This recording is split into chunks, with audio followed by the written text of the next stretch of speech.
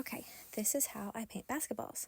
I start by taking alcohol and wiping the ball down so that there's no residue that repels the paint. I use a Posca paint pen to draw out my letters, and then on this one I did not center it, so I just redrew the letters on top just a little more over to the left. It doesn't matter what it looks like right now because I'm going to go over it. Basically, I'm going to take some black paint and I'm going to make just like a cloud around each letter. This is just acrylic black craft paint, like from Michaels. It's just cheap. Anyway, I go around each letter, and you could also draw your cloud around it with the Posca, and I used to do that, but now I'm just so used to just going around it without drawing it. It would help probably to draw it, though, if you're new to doing these basketballs.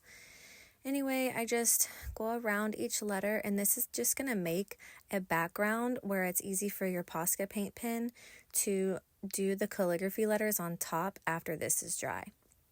Now, this middle section where you can kind of see the marker in the middle of those letters is not going to matter because that part, because I'm going to go around it with a Posca paint pen for like a little border.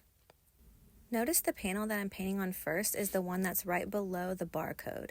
This is going to give you 3 clear panels, like empty panels to paint on.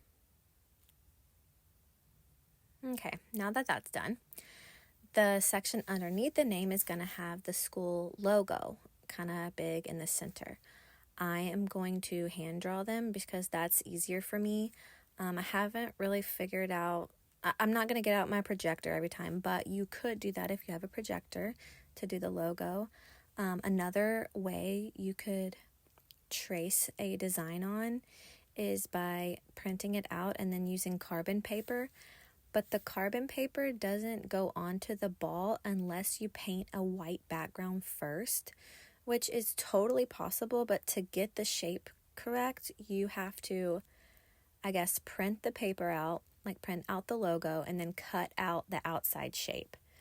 And then you trace the outside shape onto the ball, paint that all in white, and then you would use the carbon paper underneath the printed out logo and trace it onto your white piece there.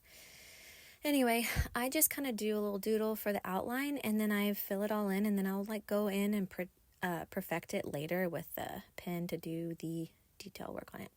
Okay, over here I'm going to put the student's jersey number with the color that I want the background. So the background for this is going to be blue, and then I'm just going to go make a little cloud just like we did before with the blue paint.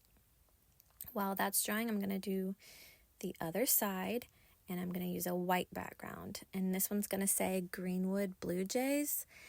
And for this, I'm not going to do a cloud. I'm just going to do like a rectangle. So I'm just going to take my flat brush and just do a rectangle. And the reason I drew this out is just so I have the spacing right, just so I know that my words will actually fit in my rectangle. If you feel comfortable just go ahead and starting with the rectangle, that's totally fine. I had a glob there, so I pulled it in. And then the edges, I'm probably going to outline it with a Posca pen. Okay, then while that is drying, I'm going to they wanted a Bible verse, so I'm going to put the Bible verse under the bird logo, under that blank panel down there. I'm going to draw it all out first. The background is going to be white, and this is a good idea to take a picture of this because once you cover it up and you go back, it's kind of hard to remember sometimes where your letters were and where they belonged, but it would have helped me on this one, but I didn't do it. Anyway, I added some gray at the bottom because I wanted to kind of have an ombre effect, so that's what I did there. It's just kind of like faded up.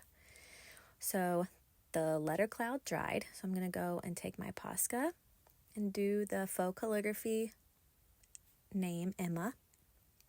As you can see, my cloud did not line up very well, and that's probably because of the way it started out, how I was like all jumbled with my letters at the front. Anyway, it worked out. I just fixed it up a little bit. I added blue Posca. There's the Posca. Sometimes I use a paintbrush. It just doesn't matter. You can use whatever. And then I find these blank spaces where they just kind of are empty, and so that's where I add like drips. So I'll add a big drip there, and then I want to make sure that they aren't really uniform. They're just all different, and then you don't do it around the whole length of the name. You just want to kind of find random spots. That way it looks like an authentic drip. Did some there, fill up that space. A little drip there, and then one that goes a little bit over that rectangle. Yeah, that's nice. Okay, now they also asked for silver, so I'm using this Sharpie brand oil paint pen. They do have silver Posca, which is water-based, but I feel like the oil metallics are so much brighter and prettier, and the oil has no problem going over the acrylic latex paint. So I did silver there, and that looks really nice on that little blue cloud. Then, okay, here we are. Going back to the Greenwood Blue Jays, it fit perfectly right there. Okay, and then I'm going to do the Bible verse, and this is where I was saying it would have been a good idea to take a picture, because this middle line right here that I'm doing right now kind of got jumbled in the end, like smushed. You can't really tell, but I could have done a smaller writing. Anyway, okay, I went back on the Blue Jay and I did all the detailing and like made it more perfect, because it was kind of off a little bit, but after you do the end, it's fine. Okay, I rolled the ball, I smeared the ball. I'm glad I did it for this video, because now I can show you how to fix your mistakes. I just took some alcohol and wiped it off. It would have been better with a Q-tip, but I didn't have one. So I wiped off the majority of my little mess here.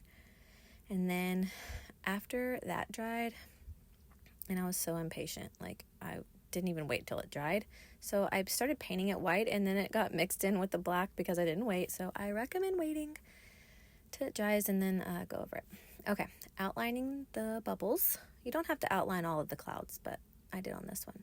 Then I sprayed it with matte clear spray paint from Rust-Oleum, and this is what the end result looks like. Ta-da! Good luck!